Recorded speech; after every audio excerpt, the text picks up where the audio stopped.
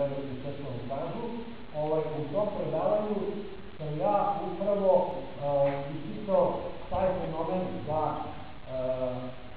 ne treba verovati svemu onome što vam kažu, bilo ko pa čak i ja danas sam to govorim, nemojte da mi verujete, a što uverite sami u argumentaciju koju iznete naučnih i umetnika. Dakle, ne verujte autoritetima, verujte njihovim argumentima koje se trebao da prođe. To je, ako nema pitanja, prije da se ne daju slušati. Ali, ja imam tu stigu velike. Dobro, imam i ja. I dobro sam proučio i imam mnogo stvari koje naučiti ne vede. Malo po sada sebi. To je jedno. Jedno htio bih da pitam i vas i sebi. Rekli ste malo što da je crna rupa može bude ogromna, ako tu sebi. Ako volamo da eksplodira supernova, sunce ne može da eksplodira kao supernova, zato što sunce nema mase malo. Dovoljno mase da bi eksplodirao kao supernova. Dobro, ali gledali su tome, rekli ste da crna rupa može da igra pomoć. Da. A ja sam na televiziji izgledali neka pitanja. Prvo, podatak da je supernova, da je crna rupa mala, ogromna energija. I to je to i nikad se bio jedno. Ajde, prvo da vam govorim o tome. Evo čemu se radi. Pazite, vi u tom kolajderu, dakle u tom superačiju, tako u CERN-u, dva snopa protona idu jedan na drugom i oni se sudaraju. Proći će, ti sudari su započeli, ali na nižim energijama, i stigaju sledeće. U principu, moguća je situacija da prilikom sudara formira mini crna rupa, koja bi recimo bila jako mala, ali znate u čemu je stvar?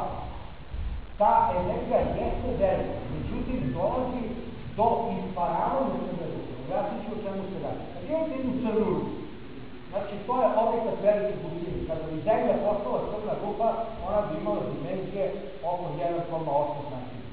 Znači, kada bi se mogli da stisnemo Zemlju do 1,8 cm, ona bi bila crna. Čemu se radi?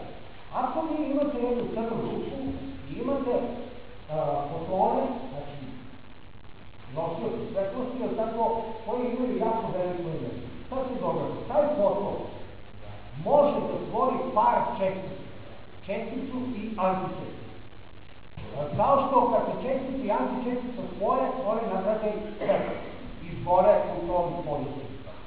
Sad, jedna od te dve upada u rupu, a druga nastavlja kretanje. Taj foton, izvorni foton koji je, dakle, klizio je, da kažem, po površini crne rupe, praktično nestao, deo energije je ostao unutra, koja je ona čestica koja je upala, a deo energije je odvela neka druga čestica. U konačnom, crnoj rupi pali deo fotona. I to se zove Hawkingovo zračenje, dakle, crna rupa isparava.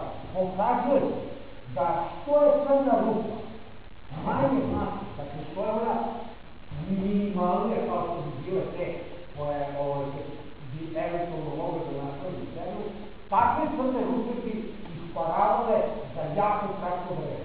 Šta to znači? To znači da bi crna rupa koja bi nastala u zemlju isparila toliko brzo da ona uopšte ne bi mogla da upija novu materiju. O tome se radi. To je jedna stvar. Druga stvar,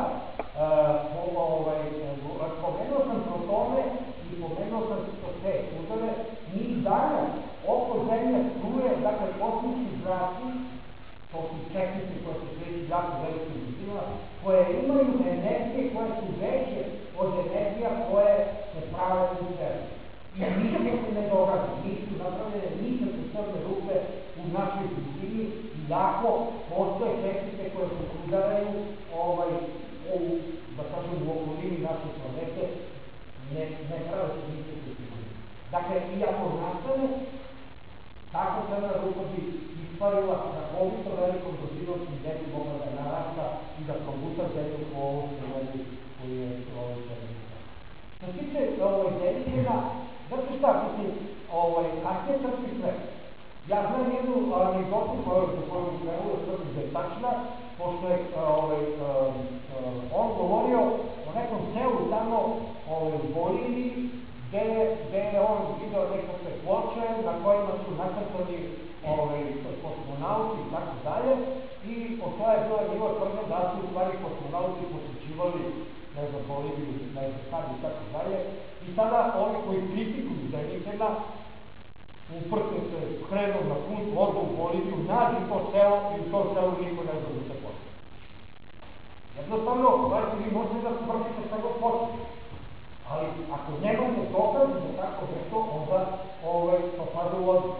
Imate situaciju da u Dečanima postoji freska na kojoj se vidi nešto kao poveta i unutra vidi ljudski lik. I to je poslužilo mnogima da tvrdi da je taj slikar prikazao vanzemaljce kako lete i tako u letiočnim brodovima i tako. Međutim, zašto se iza svih svetaca javlja ona zlatna aura, onaj oreol oko njihovih glava? Pa ovi koji smatraju da se radi o vanzemaljcima rekli bi da su to skafandri. Međutim, to je ta takozvana solarna mitologija. Sunce je bilo božanstvo u svim civilizacijama. Na egipatskim fresama iza faraona obavezno stoji oreol. Zašto? Da pokaže njegovo poreklo koje je božanstvo. Oni su, to ja nazivam političku solarnu mitologiju. Znači, faraoni su tvrdili da su direktni potomci bogova, da ih ne dekapitovali nezadovoljni građani. Jer niko neće da ubije Božji potomci. Otuda ta aura, taj oreol koji je morao da pokazuje bliskost, kad nekli ste najsjajnije na nebu, kad nekli ste životodavna snaga na svoj put. To nije skafandr. To je, znači, znak božanskog porekla. Sad, ne morate da mi to da verujete. A zašto bih ja verovao Deničenu da se radi o skafandru, kad ja recimo imam objašnjenje za koje smatram da je racionalnije nego to koje govori Deničen. U principu Deničen se izdržao velike pažnje. To što nauka neke stvari ne ume da objasni, ne znači da takve stvari ne postoje. Ali s druge strane, ne znači da im treba dati jedno mistično značenje. Znači imate stvari koje se događaju, ne znam da objasnim u čega se to događa, ali to ne znači da je to, ne znam, vanzemaljskog porekla, da su to neki koji su dokupovali na te i tako dalje. Jednostavno, neke su se pojave vesle, ne umem da ih objasnim, ali pokušaju da postoji jedno mnogo racionalnije objašnjenje nego objašnjenje da se da to potiče da se kažete, posljednje druga koncentracija, ja ne umem da se ne morate da se zadovoljavali ovome.